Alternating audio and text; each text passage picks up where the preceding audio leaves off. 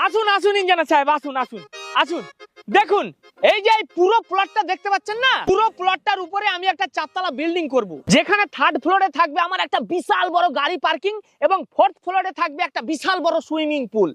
এবার খরচা কত পড়বে আপনি বলেন? এই পুরো প্লটটা আপনার নামে আছে?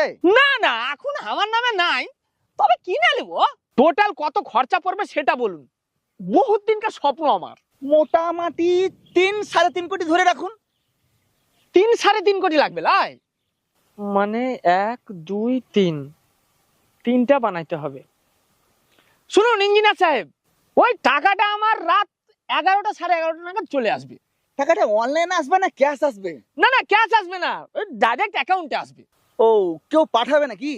না না, কেউ পাঠাবে না। আজকে ড্রিম 11 এর 3টে টিম বানাবো, ফার্স্ট হলে ওই ড্রিম 11 বালাই আমার অ্যাকাউন্টে ভরে দিবে। বোকাচোদা, ফালতু ফালতু আমার টাইমটা নষ্ট করা।